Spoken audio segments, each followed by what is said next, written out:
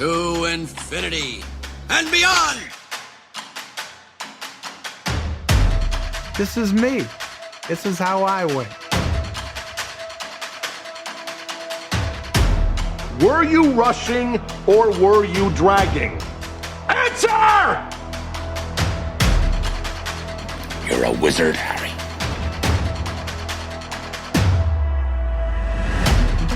Say what again? Say what again? I dare you. No, I am your father. Hasta la vista, baby. Are you not entertained? Are you not entertained? And here we go.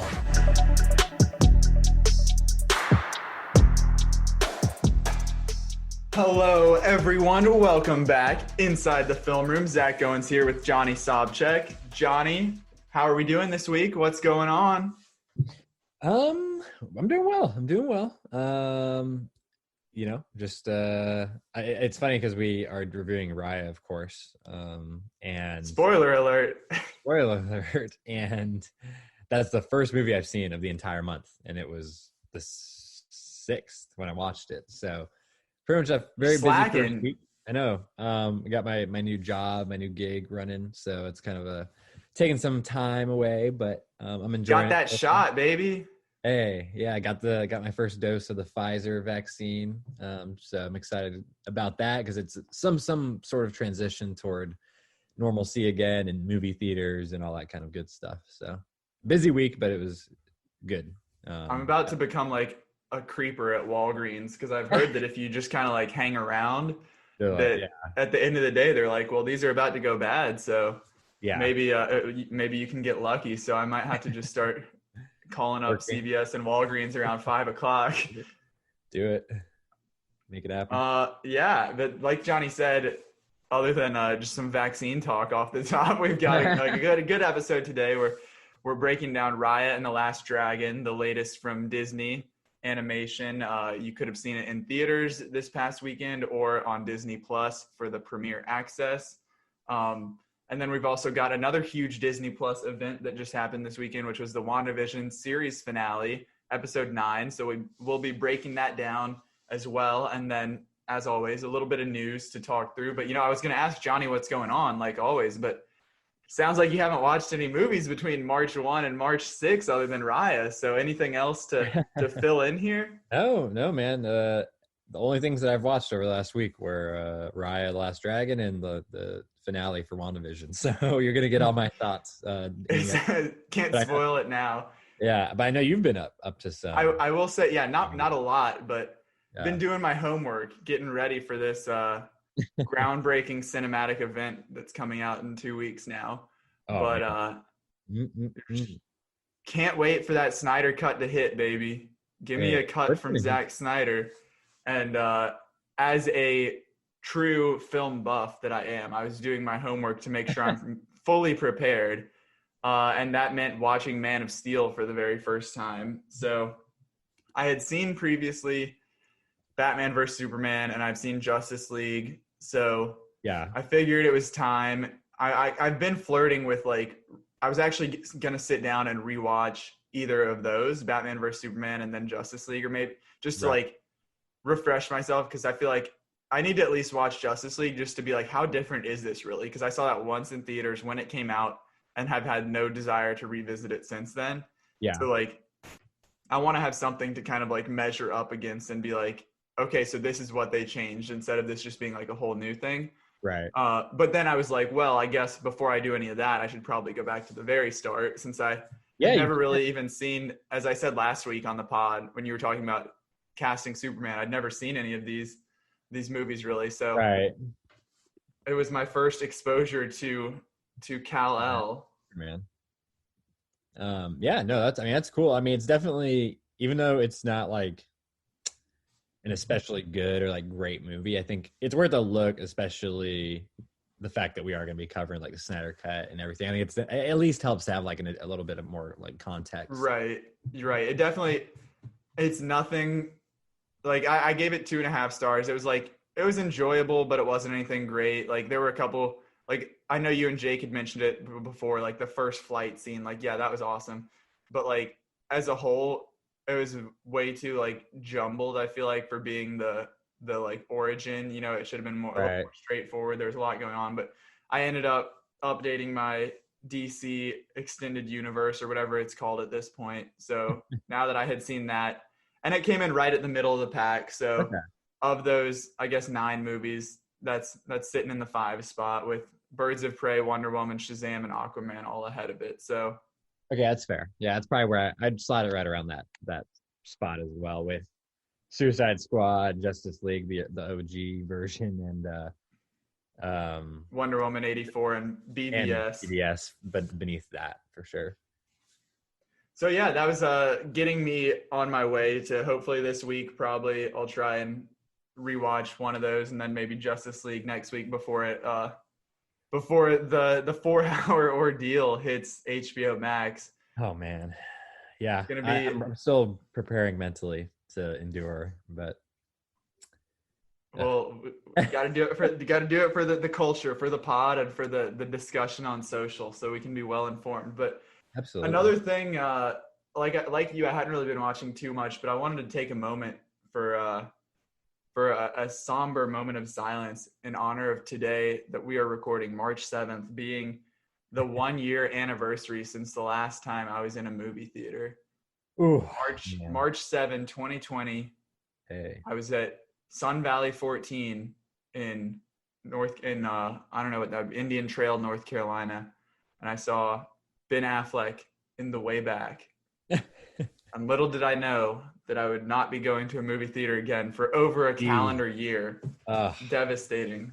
Yeah, I mean, it's so surreal because, like, if I were in that same position, because I've been a little bit more bold and brash than you have been as far as going back to the cinema, but it's like, I mean, it was hard to wait until Labor Day weekend, you know, the end of August, early September, when I saw Tenet Right. cross state lines to go see that, and that was surreal and fun, getting back. And then it was, you know, several more months until I guess it was in February, early February, when I went, and it was back at the theater again. So, and I've been back several times over the last month.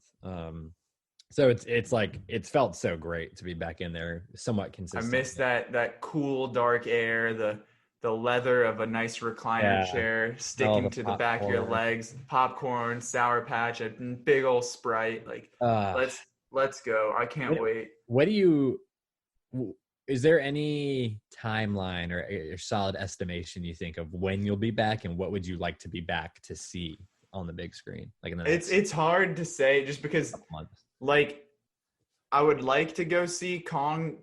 Well, that's another thing. I need to watch the Godzilla movies to get ready for that. But Godzilla vs. Kong would be ideal. But it would still have to be like in an IMAX with like 6 other people. You know, like it'd have to be the right scenario. I'm not going to be there like opening night debut screening with whoever else is there. But it's hard because like previously I was in Charlotte, so that was like a more populated area, and then now I'm in Raleigh, so it's another like city. Like it's easy. I feel like it's easier for you in like the Fayetteville area, being more definitely. Like more not as populous or not as bad of it. I still don't, like, everything's getting better in North Carolina, but it's still like, if we're this close, like, do I want to like risk anything at the end? You know? Like, especially if it isn't something like, I mean, I would like just for the spectacle of it for Godzilla vs. Kong, but I'm not like a diehard fan of that where it's like, I have to go see this. So if I'm not feeling comfortable by then it's not a big loss to me to keep waiting. So we'll see. Hopefully it's sooner rather than later. Yeah. Especially, you know, summer's coming up, and I mean, the movie slate's going to only get more absurd, I think. And and we mentioned this a little bit in the news because it's part of what's happening, but movies are being pushed up now, not getting delayed necessarily. So that's just another show with the news of like we'll have a surplus of vaccines by May, like all that obviously bodes well for anything, and people are trying to capitalize on reclaiming dates versus being left behind. Sacrificing them. So everyone wants to be what Tenet thought it was going to be by being the reopening, the jump start to reopen. No, definitely not. But fingers crossed. Well, do we want to go ahead and dive into some WandaVision talk to get this thing kicked off? You ready? I suppose we shall, huh? We need to, because we're going to be talking about the finale, of course, but also we need to kind of, I guess, give our overall feelings of the series as a whole. Like now that we've seen it through to completion and all that. Yeah, a rating or and such forth. Okay, well, let's talk. We'll save that for the end before we move on from the WandaVision discussion. Take the zoom out for the bigger picture look. But first, let's just dive into this episode. The series finale, that was the title, episode 9. And notice series finale. So as people just try and figure out, they've kind of said it off the bat with the Marvel shows that most of them are going to be like a limited series. Right. And the director, Matt Shakman, has said, like, we have no plans whatsoever for season 2, but you never know with Disney and Marvel and money, so we'll see. But this is the plot synopsis from Rotten Tomatoes, which is not even worth reading because it's literally so generic. The events of WandaVision come to a head, and the destinies of all who took part are determined. Okay. Things happen in a series of events. Yeah. That's literally. basically what it says, but so how do we want to do this? Do we want to general thoughts on the episode as a whole? Yeah, we can do it. And then we can dive into some plots. But obviously this was the grand finale that had been hyped up for a season to come. The just epically grand. Is there a specific answer we're looking for here? Are you trying to set me up for something? I would say it wasn't so grand overall. It was the anticipated grand finale. Yeah, let's correct to that. But that had been hyped up by fans, by media, by the actors themselves, by everyone involved, and was supposedly going to be this big groundbreaking episode, this huge thing to propel the MCU into phase 4. And I think that it was a bad omen when I woke up, and I'm not one of those people who like wakes up at 3 a.m. to watch it. So I woke up at like 7:45 and I was going to watch it before I started work. And the first thing I saw on Twitter was like, we all knew that it wasn't going to be as big as everybody said it was going to. And I was like, oh God, I haven't even turned this on yet. And that's what I'm seeing. Come on now. So that kind of like helped like temper my expectations before I even went in. But I think that the episode as a whole, I was riding with, we'll get into the specifics of it, but honestly, I was riding with like a solid like 2.5 out of 5, like, and then the whole like Wanda and Viz emotional goodbye, which was a very good, that has been the best part of this as a whole, like their one-on-one moments together. Yeah. So that kind of like their goodbye in the house bumped it up to like a 3 for me. So again, obviously going in, wanted this to be like a 5 out of 5, a 6 out of 5. And with all these crazy twists that we had been promised and none of them really came to fruition. But, and again, speaking very generally here, so we can dive in a little deeper once it's, we get that general thought out there. But yeah, I would say the word of this finale is underwhelming. But I still think it was like a good enough, I guess, but not what anyone had hoped. Yeah. I'd say I pretty much echo all those same sentiments. And I do want to say up front, before we get too much deeper, because I know nerds are going to be raging if we don't address this, but because I've seen people on Twitter, online, just bent out of shape and pissed because people who weren't totally satisfied with this finale or weren't totally satisfied with the show were like, well, you didn't enjoy it because it wasn't what you wanted it to be or what you thought it was going to be. Well, no one would have thought those things if they hadn't been teased and led on to believe that certain things are going to happen. So even then, go ahead. I was going to say, I think that like one of the immediately afterwards, I just kind of like jotted down some notes because I watched it on Friday and I wanted to be ready for this. But I think that this was a fine wrap up to this show to WandaVision as a Right. 9-episode series. And normally I would be like completely okay with that and satisfied, but because they not anybody else, Paul Bettany, like Elizabeth Olsen, the cast and crew had conditioned us all season long to expect more, to like think that this is going to be, they did this to themselves, like thinking that we were trying to get us to expect something grand, and then no wonder we're let down when that happens. And I was thinking about it in terms of like, Rebecca watched the first 2 episodes with me and then hasn't really like followed up with it. But I'm thinking like if she were to watch it, or even myself, like if I had watched it like sans social media, that I would have a much higher enjoyment of it without all of the like, I would have my own theories and stuff, but I'm not like reading Screen Rant articles of like, here's what this means and like this and that. Like, you know, like if she were like, she's not like that. So if she were to continue watching it, I feel like you could enjoy it just fine, like just like as it had been expected to, without knowing that, oh, Paul Bettany promises a surprise cameo, we're gonna get a Luke Skywalker love, like without any of that stuff to hurt it. I feel like it would have been just fine. So I just want to say all that, and I definitely agree with kind of where you're coming from, but I thought, again, this was a fine conclusion to this show. It wrapped up the things with Sword and that supporting crew and cast of characters, and then you know, of course, Agatha and Wanda had their showdown, which was you know, again, I thought it was fine. I didn't think it was great. And a lot of the action in general was just kind of like felt lame. Like like whether it was Vision or Wanda and Agatha, like we're in the sky floating and shooting things at each other, and that's it. Like it gave me like Shazam vibes almost. Like, I know there had been jokes about like the Disney Channel original movie, like of what Agatha looked like, and I feel like that was still kind of the vibe. Obviously, it had like the like Marvel level MCU like spectacle to it, but still like no, I agree with that for sure. But I thought, as you said, the emotional conclusion to this story I thought was strong, because Vision and Wanda are the heart of the show. I mean, it's called WandaVision, so that goes without saying. But I thought because so many other things had been brought in the last few episodes and kind of mixed up the pot, and Wanda and Vision had been separated, I thought they did a pretty good job of bringing them back together and wrapping up their story. But I have other thoughts, but we'll get more into those, I suppose. Yeah, let's first off the bat here. Well, let's talk about Agatha.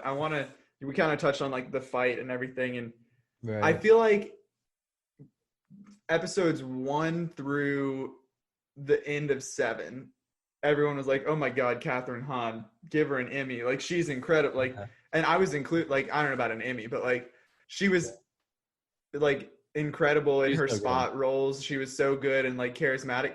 But like with the second Agatha All Along hit, like it was downhill for her. Like that was a peak, and then it was just like, okay, she's floating in this like Halloween costume from Party City, and like there was no more like.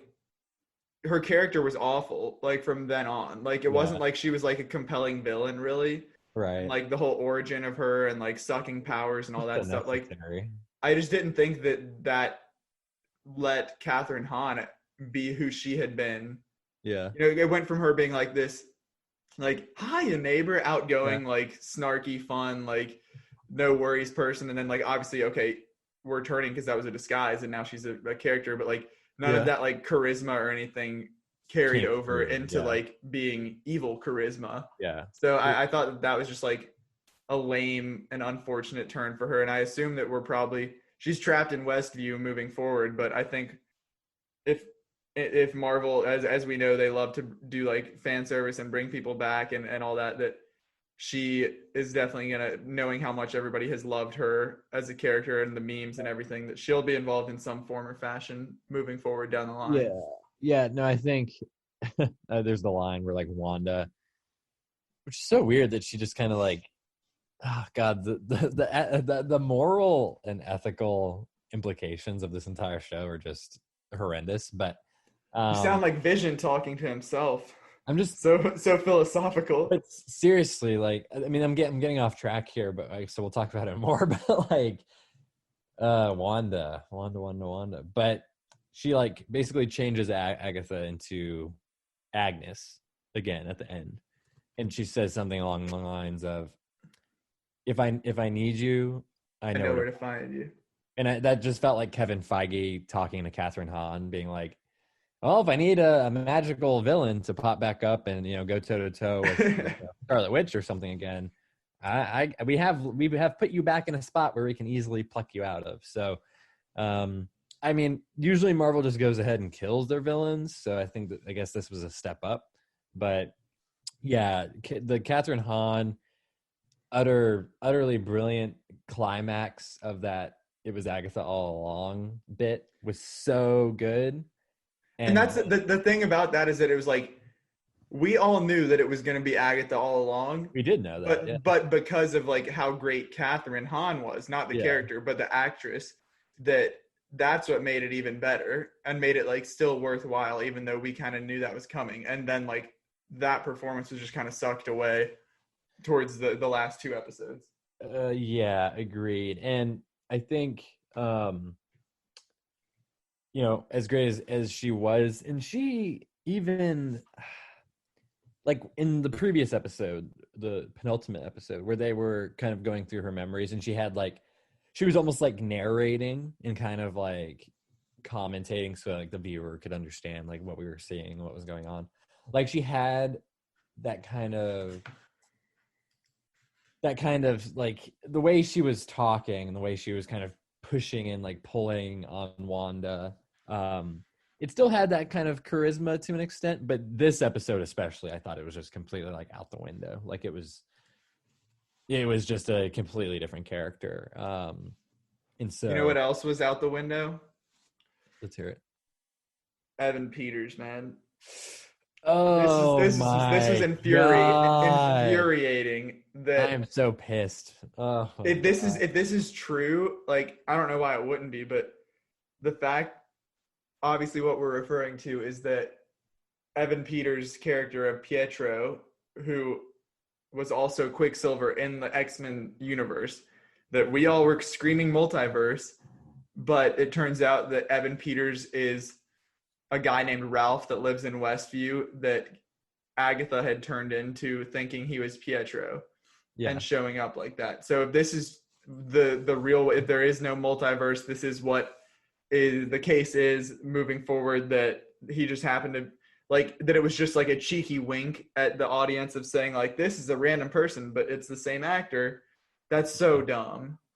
So dumb. Yeah, I can't even fathom why they would have done this. I mean, it really feels like they're just slapping all their fans in the face, because if you didn't want it to be some sort of hint or some sort of clue or gateway into the multiverse, or some sort of, I mean, at this point, I mean, I'm worried that like Spider-Man 3. I saw tweets that are like, Alfred Molina could be playing a fucking janitor at this point, and they'd be like, "Oh, look at Alfred Molina, like he played Doc Ock, 17 years ago." Okay, but I guess, and he's just over here. Like anyone now, he's just there. Like that's honestly, I have no idea what to expect now. It's like, right. This has got me scared for Spidey, because it's like there were tweets that are like, maybe Andrew and Toby really aren't in Spider-Man 3. Like after seeing this, like maybe we need to turn it down as a fandom. And again, we're only turning it up, so to speak, because we're being led that way, led to believe, we're being led along. It's I don't know, this pissed me off though, and it's weird because like I said, I watched it very, very recently. Like the episode, I kind of waited till the end of the weekend to get it done, so I got like little hints and things like here and there. I didn't know what to fully expect. I did see people talking about like Ralph. Okay, his name, Ralph Boner, Bonner. Is this a fucking joke? Like, I cannot believe. I mean, that again feels like just a slap in the face. Like, what? And also, it was like everybody else, when they got snapped out of their trance, they were like a completely different person versus what they were playing in WandaVision. Right. Versus he was like, okay, he was like, please, please, please, don't kill me. But he was still like the same, like, dude, bro, like, boner. Like, it was the same as if he was Pietro in real life, based on X-Men. Exactly. And so, I don't know. I don't know how to feel about any of that. I mean, it feels kind of like a total like top-down failure because, and they said, oh, we kind of had thought all along like that it'd be a cool thing to do and like to include him and Evan Peters, of course. I mean, if you're Evan Peters, like you're all fair. I mean, you're down to do that. I mean, you're getting your check, you're showing up in the MCU, whatever. But at the same time, like you've played such a fan favorite character, you have been such a fan favorite like casting choice. Like, does this mean that there's not going to be Evan Peters Quicksilver that comes over? Like, is that? I'm curious to see like if they do bring over Deadpool and like a couple of the X-Men that are favorites and going to continue forward. Like, if they then do try to do it with him, how is that going to be explained, or is it just going to like? Yeah. Are they going to retcon what WandaVision did? Or I don't know what's going to happen. Yeah. So that's kind of how it's just. Yeah, I mean, I don't even know what else to say, but like Kevin Feige and the showrunner and the writer, and just the fact that everyone was like, yeah, no, this is a good idea. Like, I just don't get what the point was. Like, why not just cast anyone as Quicksilver? Like, even not necessarily like a no name, but like just another fun, like, you know, relatively well known actor, and be like, oh, what the hell? Like, why? You freaking Daniel Radcliffe in there. Exactly. Random ass. It could be anyone, but making it this particular person, like the only person that you could cast to make it confusing and like leading the audience on to believe something that isn't going on. It's just frustrating. I don't get it. I mean, this is the same. People have mentioned this already. It's the same exact BS that they pulled with Iron Man 3 and like the Trevor. Yeah, Trevor being, you know, being the villain, and then of course end up being Aldrich Killian and Guy Pearce's character. But it's just like, I don't understand why they continue. And like that was so long ago now, but like I feel like this is such a larger mess up because the multiverse was already being teased. You know, with Endgame and then Doctor Strange and Spider-Man 3 and all the things that we've been hearing. So yeah, I just feel like it was a huge, not only just a huge, because it's one thing to have a huge missed opportunity, because it would have been so cool, I think, to either bring that character over or tease that he could possibly come over through the multiverse or some version of that. But now it's like, not only did they miss that opportunity, but they basically slapped everyone in the face and were like, oh no, this is just some random guy and his name. And they painted themselves into a corner, it seems like, if they do want to end up using him at some point. Yeah. Oh, and his name's Boner.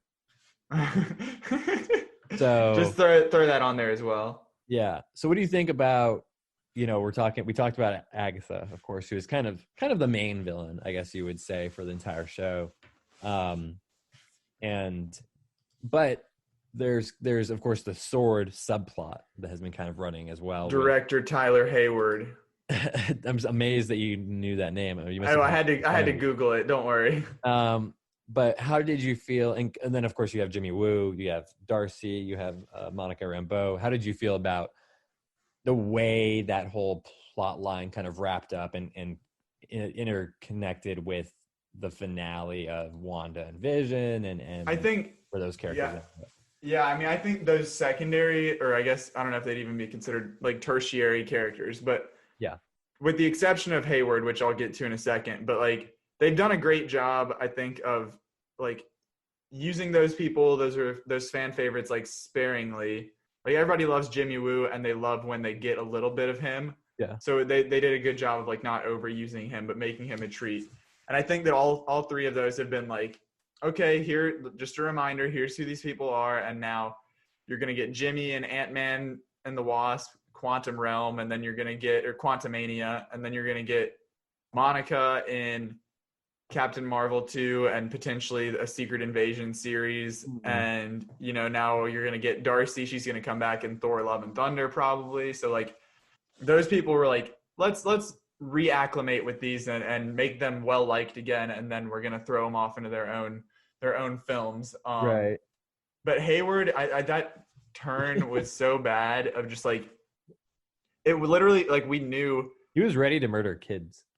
Right. We knew from like the middle, like obviously there were like hints at him being like Wanda's the bad person, like we're taking out Wanda, whatever. And then like the second to last episode was the whole like he is like a legit bad guy. But then it was literally just like it literally went the most like generic basic bad guy turn of like, oh, okay, now I'm gonna try and shoot these people and it didn't work, so now I'm gonna try and get in the car and drive away. And like it was just like it was something out of like an action movie from like the mid 2000s. Like there wasn't any just thought. Laughable. But I mean I don't think we're going to be seeing much of him moving forward. Nobody was super impressed with him as a character or him as an actor performing as Hayward. So no. Hopefully we're done with him.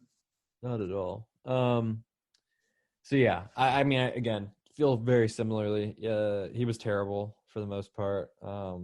I didn't understand why they had him do what he did, especially in this last episode. Like I could not, if you like gun to my head right now, I could not tell you what his motivation was.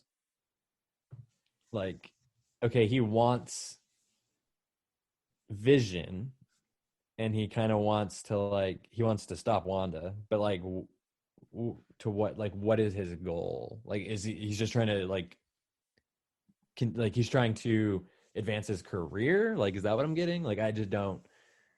I mean, of course, he's not very fleshed out to begin with, but I guess this episode in particular, just kind of the way he wrapped up felt very very silly. Yeah, we still have other stuff to get into this episode, so I don't want to spend too much time on WandaVision, but one big thing, no Doctor Strange at all. Even that was supposed to be like the most disappointing of the potential cameo options, and we still didn't get him. So I thought that was going to be, this is to lead into our mid-credits and post-credits discussion, but I thought he was going to be incorporated in there somehow. But instead, mid-credits, we've got a different sword agent who wants to talk to Monica, takes her inside, says that someone wants to meet with her. And I fully expected Nick Fury to be in there. But then instead, this agent reveals themselves to be a Skrull, which we last saw. And she points up to, oh, where are we going? And like points up. And obviously we know from the end of Far From Home that Nick Fury was working with the Skrulls in space. Mm-hmm. So it can only be inferred that Monica is going to team up with him. And we know that Nick Fury is getting a Secret Invasion series. Yeah, that's true. She could maybe pop up over there. I mean, yeah, she's going to be, Photon will be doing some outer space activity with Captain Marvel and Nick Fury, it seems. Yeah. So that's going to be something to keep an eye on for sure. And then, kind of, so that was the mid credits, like kind of tease. And then I didn't really know what to make of the very last scene that we got at the end of the credits. Because it's basically Wanda's out in a cabin, like in the middle of the wilderness. Basically. She's having some me time in an Airbnb out in like Jackson Hole or something. Yeah. But she's just kind of like enjoying herself with like a nice cup of tea on the patio, and then goes inside. And then I don't know if this, from what I didn't read too much into this, but there's like a projection of Scarlet Witch, basically like diving into the Darkhold, which was the book of magic that Agatha had. And she was just kind of like automated doing her own thing.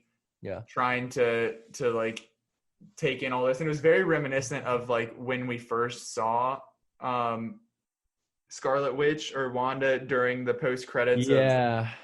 What movie was that back before? Soldier. Okay. Post credits of Winter Soldier, when we see her like in the cell, just kind of like doing her magic and experimenting and stuff. So a little throwback there, but then before it all closes out, you hear Billy and Tommy, her children, screaming somewhere. So it's like, I saw that there are comics threads where it's like they're alive. She like stored them in an alternate dimension or something, and is trying to like find a way to harness them. So obviously that could lead directly into Doctor Strange, of her trying to use him to channel her children and bring them back into this timeline. So I think that's what's inferred there or implied, but not entirely sure whatsoever. Any takeaways that you had? No, not really. I just found it very puzzling. I wasn't really sure what to think. That context definitely helps that you kind of added. Yeah, I think it was just kind of giving just some crumbs to kind of or putting down some seeds to grow into the Doctor Strange, multiverse. And speaking of seeds, there was he was not in it, but they referenced him when Agatha said that Scarlet Witch is more powerful than the Sorcerer Supreme. So, which that's a bold claim, right? Like, who knows if that's going to force any sort of like animosity between them instead of a teamwork aspect, but instead being opposed to each other. Yeah, and real quick, something that just actually crossed my mind was when she's in that weird kind of almost like trance state, like floating and going through the dark hold. It reminded me of in Infinity War when Doctor Strange is in a similar state and he's kind going of like through all the timelines, the different possibilities and outcomes. So yeah, it's gonna be maybe that's what she was doing to try and going through different realities to find the children. Yeah, so I mean, I don't think many people would argue against these two, Strange and Scarlet, being the two most powerful really characters that we've seen in the entire franchise. So it's going to be interesting to see what they do with her story, moving forward and in Doctor Strange and his film. I hope they do a good job, because I'm excited to see what those two get up to.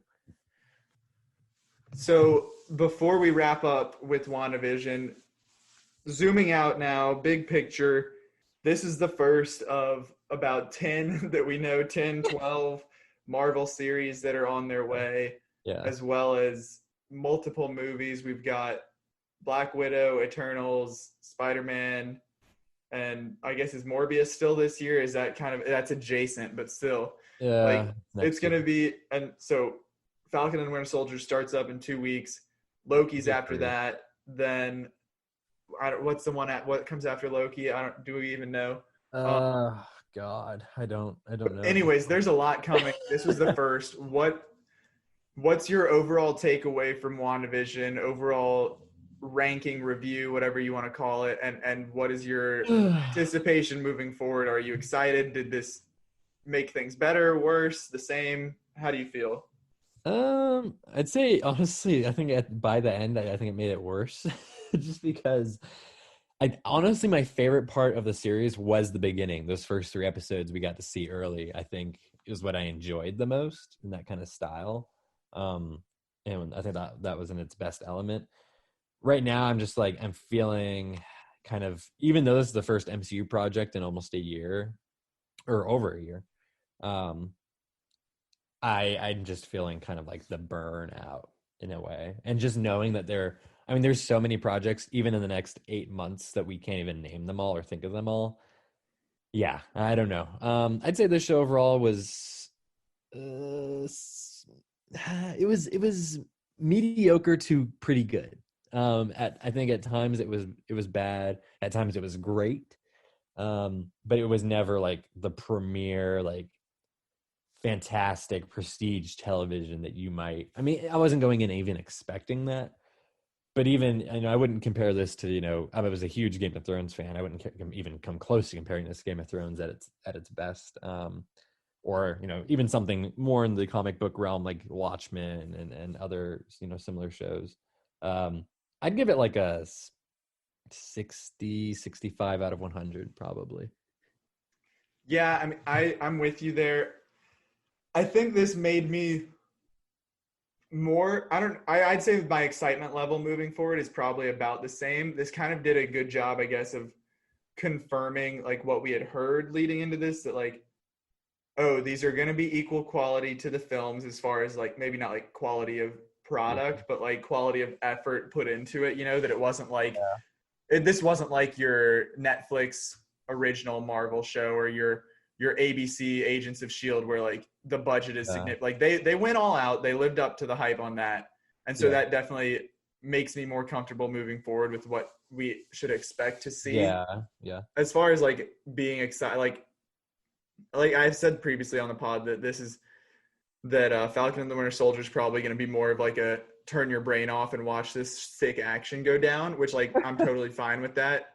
So like it's not like I'm like dying to see anything. It'll be nice to have a weekly show to discuss and all that, and just to have something going on. But it is going to be overwhelming once everything just keeps coming and coming and coming. But we're still on the very early side of this for 2021 and what we're going to get. But this show in particular, I'm with you. I thought it started off a lot stronger than it finished. And like I said, a lot of that is due to its own error, the people behind it and what they told us to anticipate. But I think that anyone who would watch this as a Marvel fan without being in the moment, like that's, I guess we always talk about it, whether it was Thrones or this or anything, of just like being a part of the discussion every week and the theories and everything and how great that is. But that hurt this show. So I feel like if someone were to watch it for the first time without being part of the discussion, that they would enjoy it much more, because this didn't deliver on what was discussed.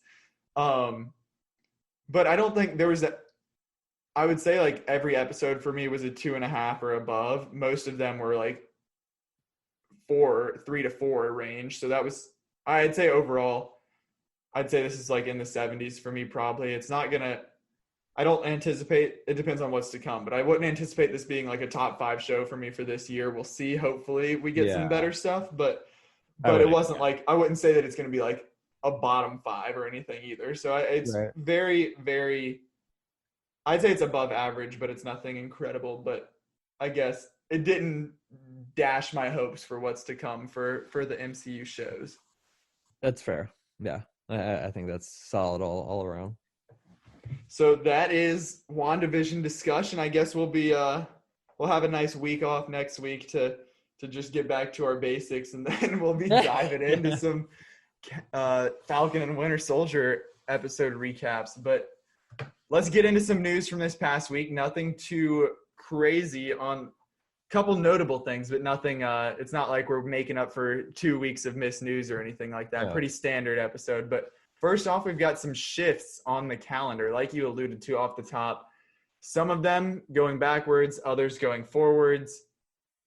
First off, Fast and the Furious F9 moves from May 28th of this year to June 25th of this year. So pushing it back a month, getting more in that prime summer slot. Hopefully that'll, if we do have a vaccine surplus by May, then it'll be kicked in by June, so we can just go see some nice stupid action with Vin Diesel in June. But they were the first ones to really pull the trigger on the full year delay. So they're again seemingly getting ahead of the slate here and trying to really prime this movie for their trip to space, making sure that as many people could see it on the big screen as possible. And then on the other side, Minions, The Rise of Gru, one that we've all been waiting for desperately, has moved from July 2nd, 2021 to July 1, 2022. So that's taken another year back. I know people are just really dying to see that. Initial reactions to either of those pieces of news?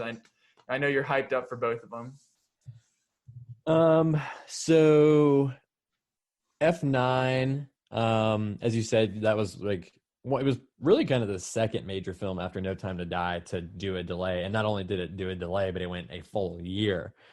So now we're kind of over even the year mark. And I think it is smart. I think they are making the right call just to put it in just a better position for, reasonable success, because who knows when box office, totals are going to get back to what they were before. It might take another year, but I think it's a safer bet there. It is the same date as Venom, Let There Be Carnage.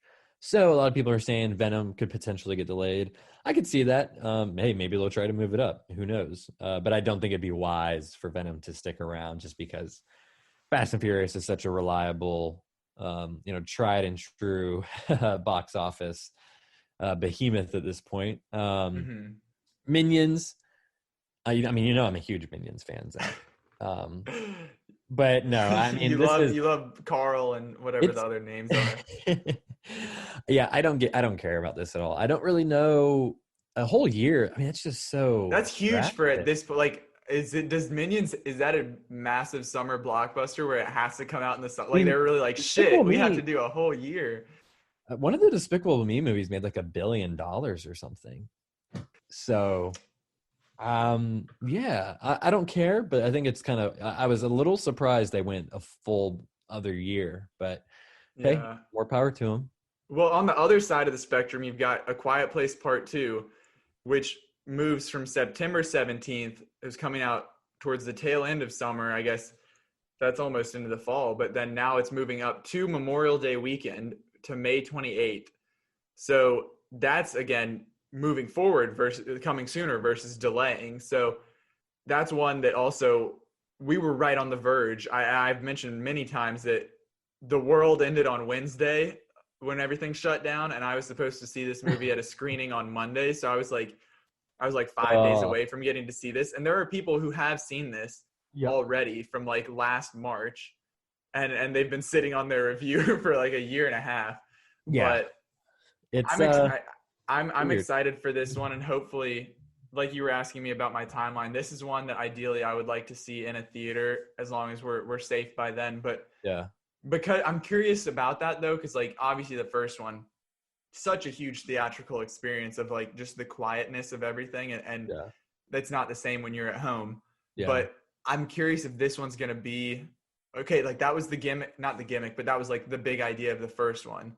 Now this one's obviously like part prequel, part sequel. Like we'll see what happens, but there's going to be more noise in this one, it seems like, than just doing the same thing over again. So I wonder if it's as like detrimental that you have to see this one in a theater.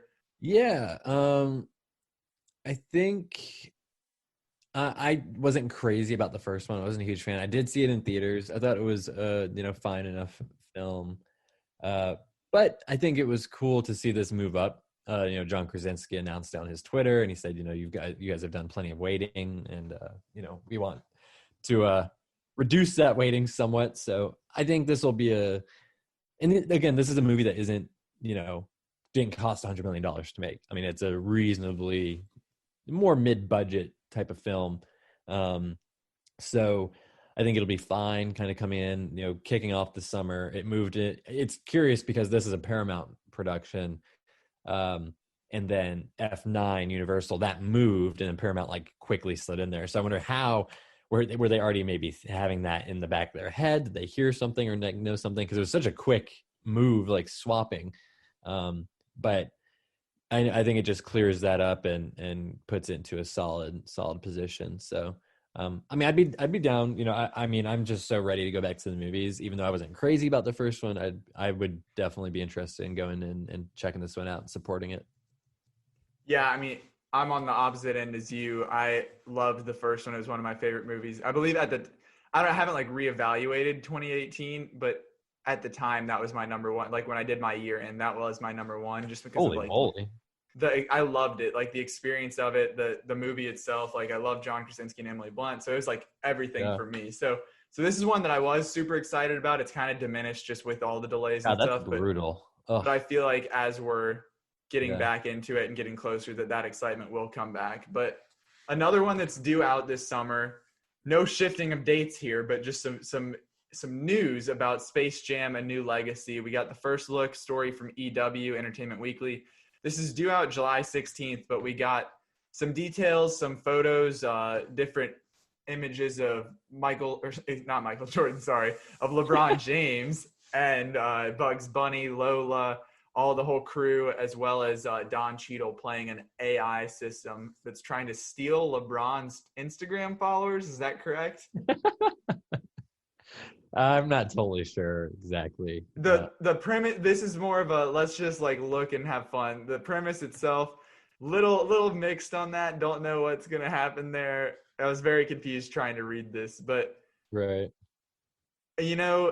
the crew, like, what'd you think of the animation themselves? Like, these are kind of like not quite like it's like fell in between. So it's not quite your Tom and Jerry where it's like flat cartoons in the real Thank world, God. but it's not quite your Pokemon, your Detective Pikachu where it's like fully CG. This is kind of like a hybrid of that, somewhere in the middle. And I thought it looked really, we didn't see it in action really, but obviously with the photos, I thought that it worked out really well. Yeah, I definitely agree. I think I was impressed. I wasn't really expecting that. But when we were talking about Tom and Jerry last week, I made that complaint and I said that they looked too flat, that they were not, I would have preferred something like a Detective Pikachu or Sonic the Hedgehog. And I think that this was a really good call. And I've seen other people, again, I didn't read the entire article for myself, but I did see some of the details. But I know on the actual cover of the magazine, they're in the more traditional style animation. So I wonder, are they going to be like that for part of the movie and then transition into the more like detailed and realistic style, or is it going to be, just the latter? I'd be fine either way, but I do like how this looks. I think it looks really good. I liked some of the details, some of the quotes that came out of this piece. They seem confident. I know. What do you think? Sorry, go ahead, finish up, and then I'll ask. Yeah, no, but the director said that, no, this is going to be better than the original. And so LeBron at least like has that going for him. And they've also said that this is not necessarily a sequel, but it kind of stands alone. Right. But I was going to ask, what do you think, like, ever since the Lego movie, basically, this seems to have been a new trend in like kids animated movies, like the multiverse, of like whatever you're in. This is like the Warner Brothers verse of, apparently they're like going through and they're going to pop out into the Matrix, into Wonder Woman, into Casablanca, Mad Max. Like, that's going to be weird if like Bugs Bunny and LeBron show up and Tom Hardy's strapped to the front of a car. Like, what is going to I don't know how, and like, how are you going to incorporate Casablanca? Like, this just sounds so out there that I'm like, it just doesn't make sense as like a basketball movie. Yeah. I don't know what to it's strange. It definitely gives me, Ready Player One vibes, which is another Warner Brothers production. There's also what's another film that kind of recently did something similar to this? Someone else was mentioning. I mean, all the Lego movies did that of like okay, we've got Gandalf, we've got Batman, we've got like you're just kind of aping all these other, very famous properties. I think it's fun. I think that there's interesting things that can be done with that. I just don't think you can really make it of course, like the focal point of anything. Right. It says it needs to be like some sort of like sequence, and then that's it. Right. In the article, it says, in addition to entering these worlds, we have a lot of the Warner Brothers characters at the game, watching like they do at Rucker Park. Fun. That's fun.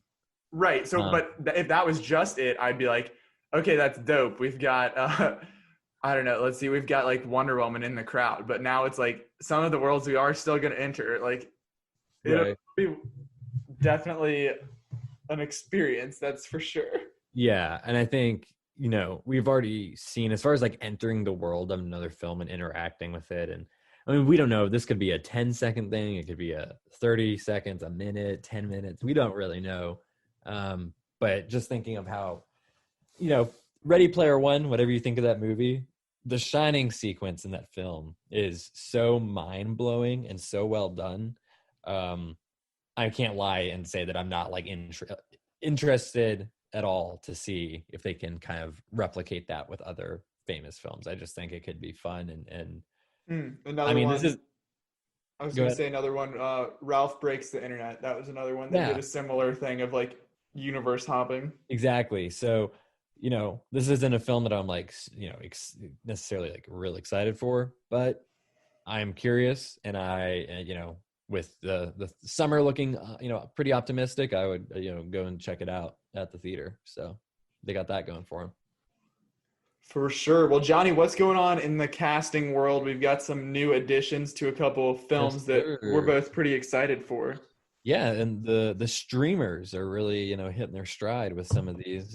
First up is Netflix, which already had a stellar cast for The Gray Man, which is the Russo brothers film that they have on the docket after getting Cherry out there for Apple.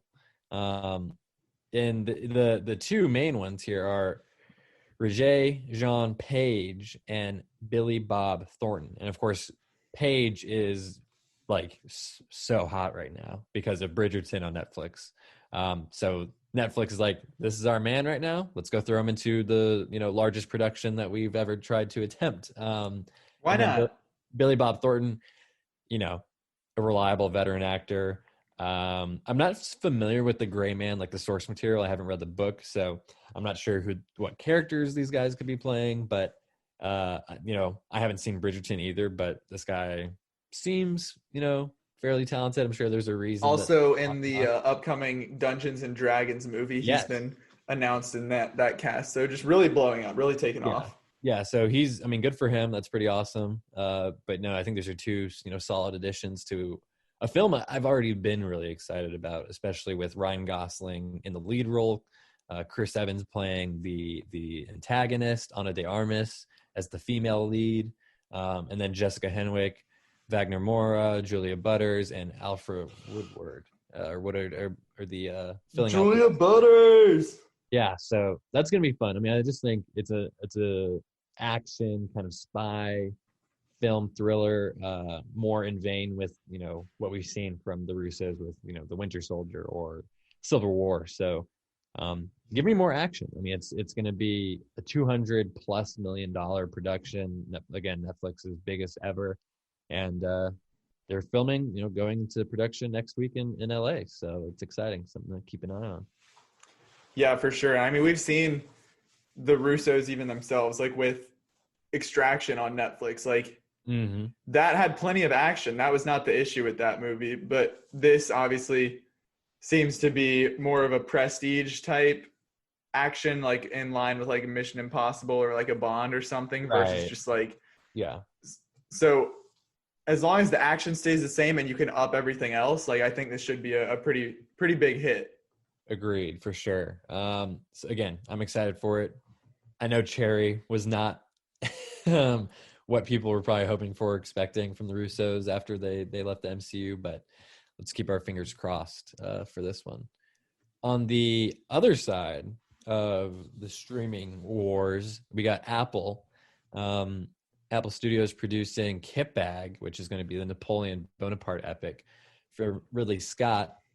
And of course, Joaquin Phoenix has already been cast as Napoleon.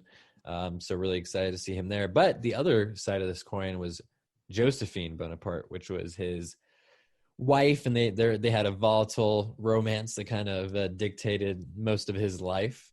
And it seems that Ridley Scott has picked Jodie Comer, famous from Killing Eve, Emmy-winning actor. And she also recently starred in, which we still need to see images and footage from, but Ridley Scott's The Last Duel, which is set for an October 15th release later this year. And don't forget her premiere role as Rey's mother in Star Wars: The Rise of Skywalker. Hey, better forgotten, I think, on that one. But apparently Ridley Scott had no idea who she was or what she had done when she came onto The Last Duel, and she just blew him away with her abilities, and that's kind of the main choice. They haven't set a deal yet, and it's possible that other producers will want different options, but it's a good chance at this point that we could see her star opposite Joaquin. So I haven't seen her in anything outside The Rise of Skywalker, apparently. So haven't seen Killing Eve. I don't know, are you familiar with any of her work? No, I have no idea. Besides Rey's mother, that starred, real scene stealer there. Yeah. But apparently she's also in Free Guy, the Ryan Reynolds movie. Yeah, that's right. That is still due to come out at some point.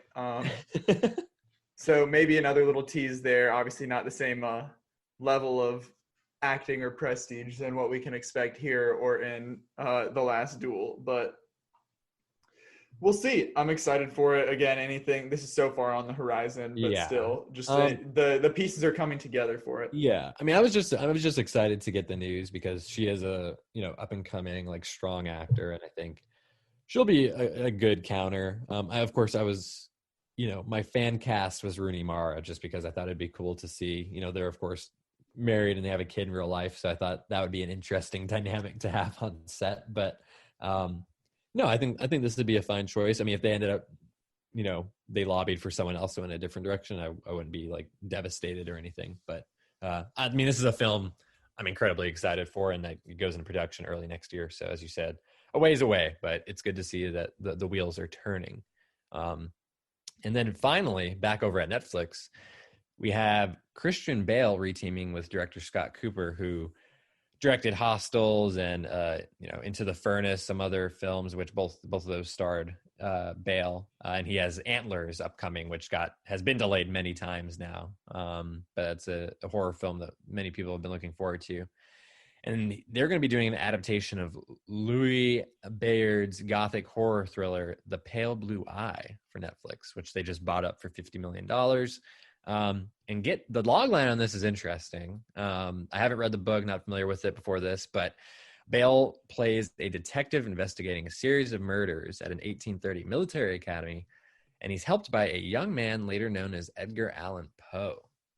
So, I don't know. Is this a true story? Like, I'm not familiar with this at all. But I think the novel that this is based on, and this Netflix statement, the quote I just read about the story is a little bit more vague, but the book is set at West Point, which is the most like famous military academy here in the United States. So, and then Edgar Allan Poe is like a cadet there and ends up like helping the investigation. I mean, it's such a bizarre story, but I'm definitely interested. I mean, Bale, one of the best actors around, and I'd be curious to see him working with. I would assume this is going to be a younger actor, someone at a basically a university, so early to mid 20s most likely. But what do you think, Zach? Have you seen like Scott Cooper's other films? I've seen Hostels. Okay. So that was another Christian Bale one, right? He was in that. Yeah. I remember not loving that, but I'm interested to like anything with Christian Bale is interesting enough. It's enough of a name just to get me interested. So this is like honestly like a weird plot that I'd never like. I don't know anything about Edgar Allan Poe, but like this just seems like a Mad Libs that was like put together of Christian Bale, Edgar Allan Poe, murdered military academy detective. Yeah. Like, but I mean, just that in and of itself is enough to like pique my interest just because of like how out there it is. Yeah. No, I mean, again, it's weird enough that it just might work. So crazy. Is that a Master of Disguise reference, Johnny? I have not seen that. I don't think that was like a childhood star. So okay. Crazy, it just might work. No, okay, yeah, I saw that when I was a kid. That was an iconic movie of my childhood, and then I found out it really bothered me, honestly. And then I found out that it has a 1% on the tomato meter, and that ruined my childhood.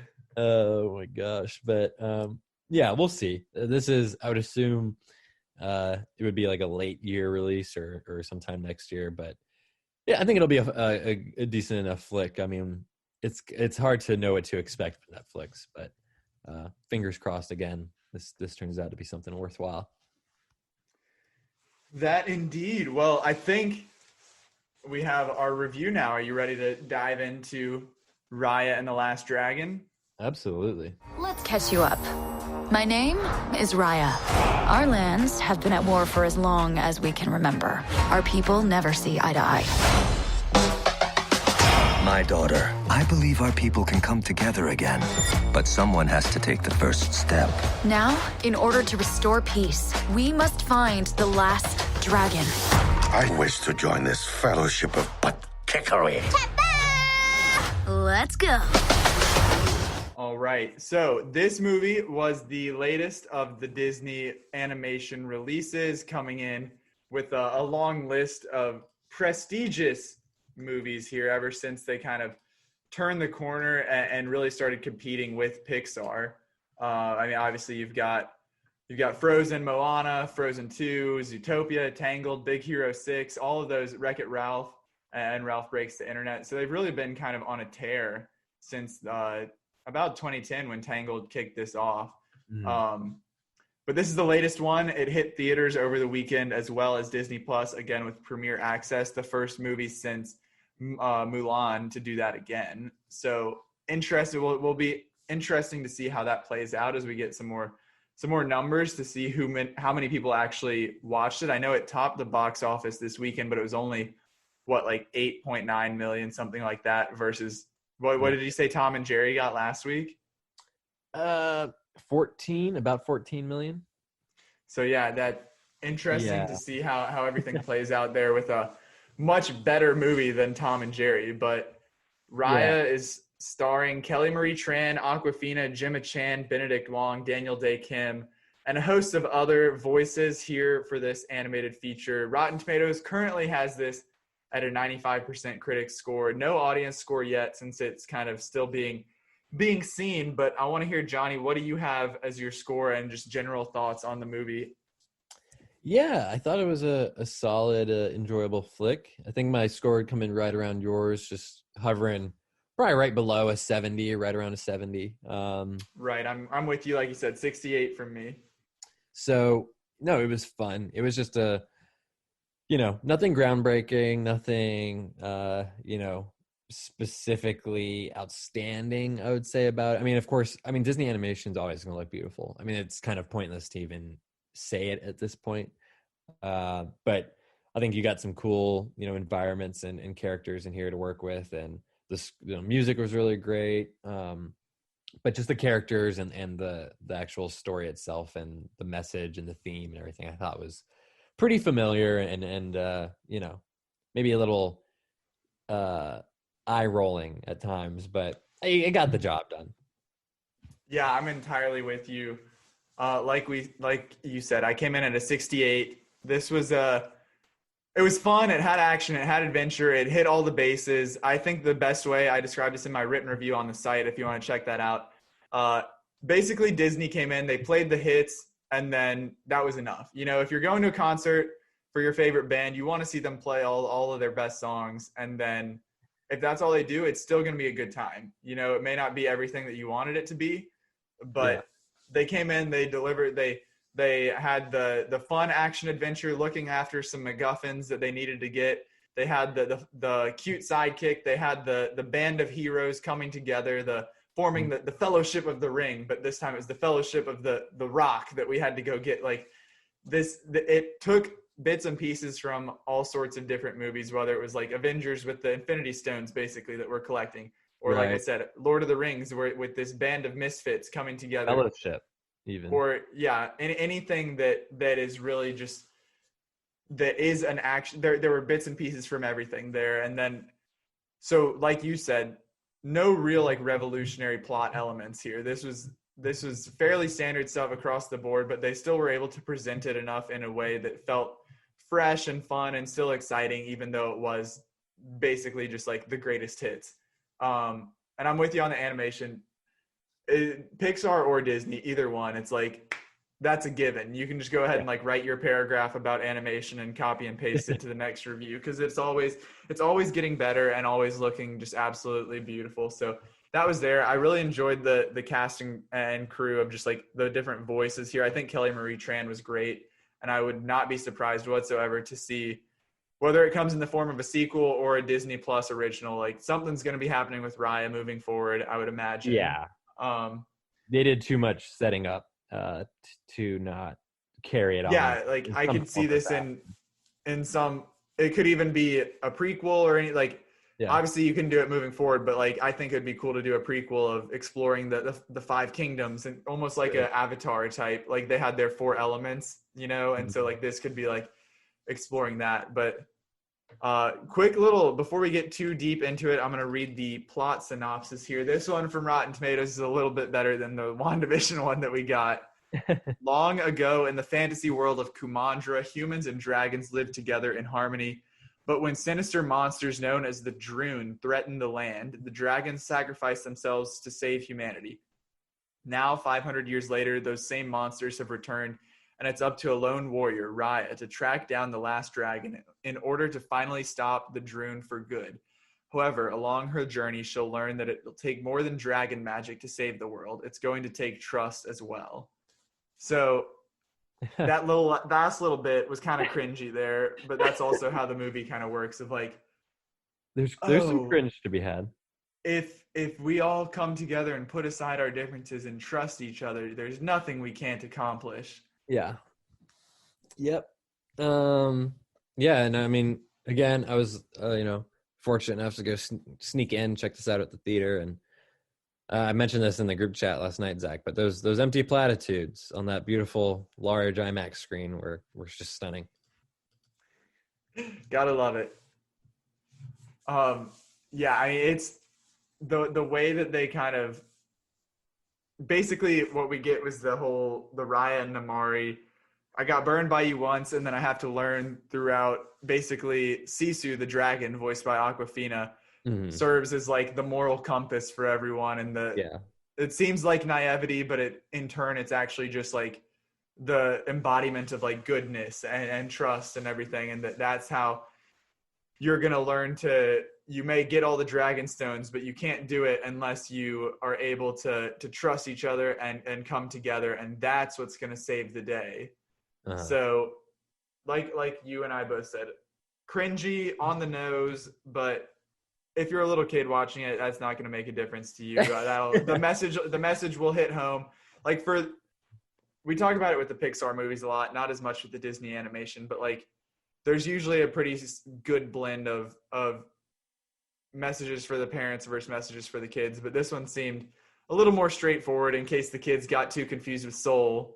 Right. Over at Disney, they were like, let's give them a little something more more straightforward. Yeah. How did you feel? Because that's spot on. And I'm not going to complain too much about that because, hey, it's not a bad message for a kid to try and carry on. But how did you feel about the humor and like the script? There's just the actual dialogue and the character interactions. Of course, there's a lot of exposition in this film as well. Yeah, it did get a little bit bogged down with that. Like, it was a very dense. I mean, it wasn't like dense as in like boring or like too confusing, but there was a lot that they were trying to like flesh out within the five kingdoms and the heart and the fang and all that, and like also going into the origins of the dragons and what happened there, and then the Droon and how they work, and then okay, now we're in this kingdom and this one operates this way, and then that. So there was a lot. They did like a fairly decent job of like navigating it all and not getting too caught up in it. But again, like you said, that's kind of it seemed like they were covering all their bases. So whatever they end up moving forward with, whether it's a show, a series, or a show and a series, there's enough there to draw from for any of that. Yeah, no, that's spot on. One thing I kind of felt coming out of it, or even when I was watching it, it kind of struck me was I wasn't crazy about the dialogue and just the banter and the humor. It was very, and this is of course like a fantasy realm, like it's not set in like a certain time period or anything like that. So it's something more like Lord of the Rings, as we kind of said earlier. But the dialogue, like the humor, is very what you would say is like idiosyncratic. You know what I mean? Like it's not. Like it's appealing to like a modern audience and like kids, and like it's not of a realm like that, a medieval ancient realm or anything. Exactly. Like that. So a lot of like butt jokes and butt jokes have always been around, Johnny. Come on.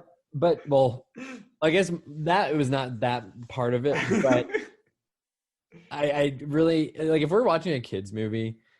And I especially don't expect it from Disney or like Pixar because usually they're more like highbrow than that. But like that's something I'd expect more from like Minions, DreamWorks, or So that I wasn't like crazy about that because it was like, okay, how many butt jokes are we gonna make? Like we're like 30 minutes in and there's been like a dozen butt jokes. But I'm just trying to think of like it was a lot of it was from Awkwafina's character, the dragon, the last dragon. Which I thought was okay. Like she's very much the, comedic relief. of the film, and she's where a lot of the jokes come from.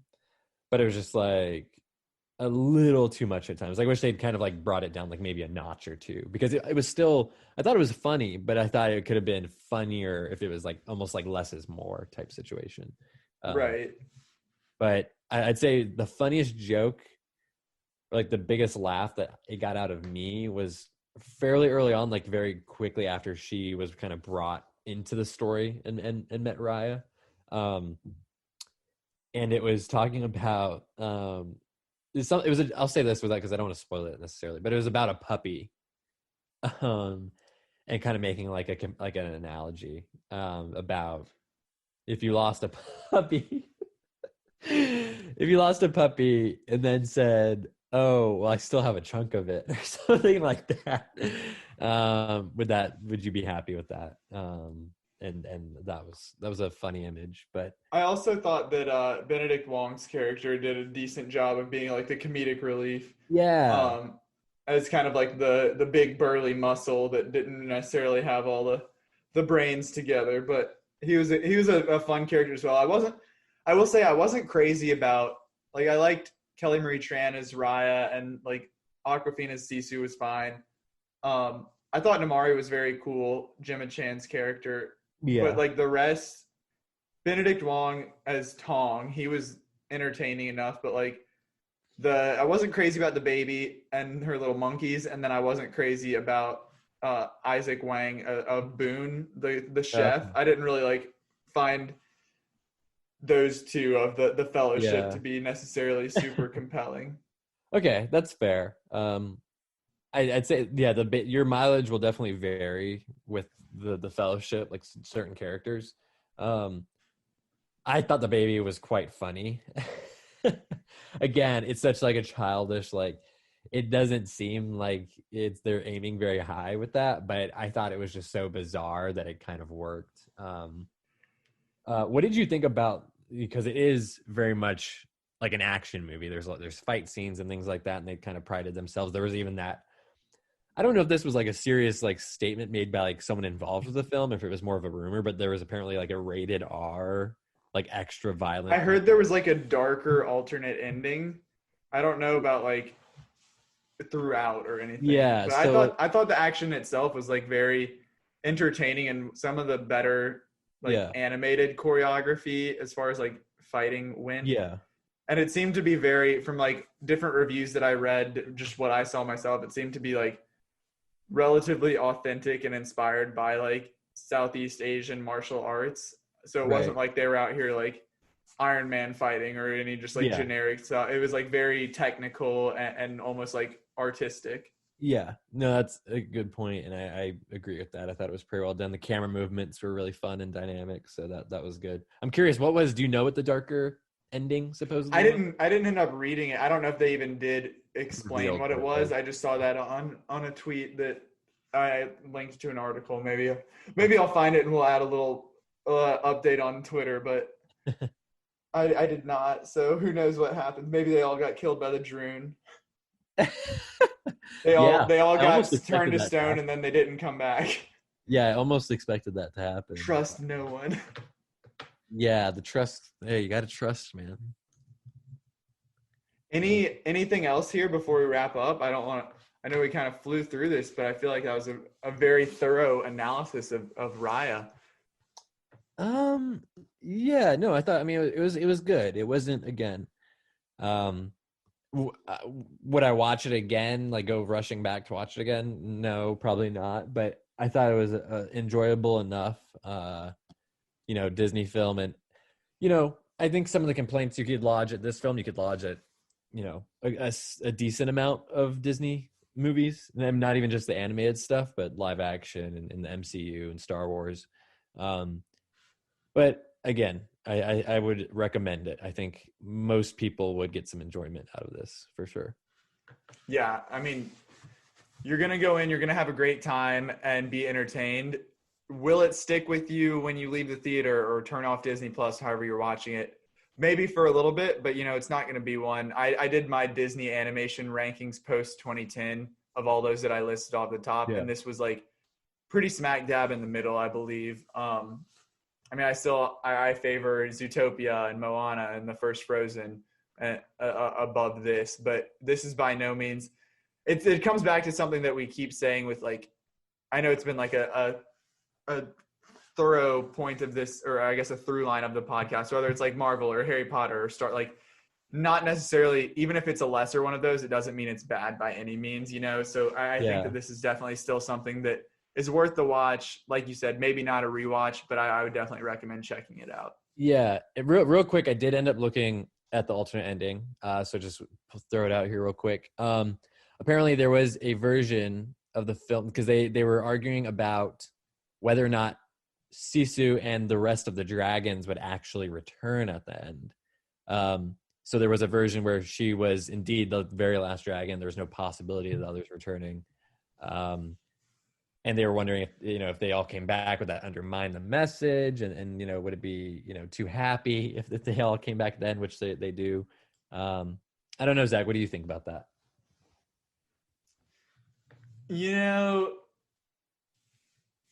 It did feel a little bit, the stakes kind of erased themselves at the end, but then again, it's like, this is still like a kid's movie at its core. So it's like, don't get too dark here. That's fair. Save that for Pixar. Okay. I'll let that slide. All right. Well, this was another solid episode 102. We are getting up there on our way to 200. Got a ways to go, but thank you all for listening and tuning in week in and week out. We really appreciate it. Couldn't do it without you. So thank you for the support. Absolutely. Thank you all so much for listening and supporting us. You can continue to do that on all of our social media. Give us a follow on Twitter. Stick around for polls and giveaways, Instagram, TikTok. Like us on Facebook. Subscribe on YouTube, where we post all of the podcast episodes for you to listen in on. And you can find all of those accounts at Inside Film Room. Yeah, and like Johnny said, be on the lookout. We should have some giveaways coming up soon. So keep an eye out on our social media, and be sure to subscribe, rate, and review wherever you get your podcasts. We're on Apple, Stitcher, Spotify, Amazon, Google, anywhere you can listen. We are there. And come back next week because Johnny mentioned it. We are talking about Cherry on Apple TV+. We're going to take a look at the Russo brothers and Tom Holland in a non-MCU setting. We'll be here. Hope you are too. See you then.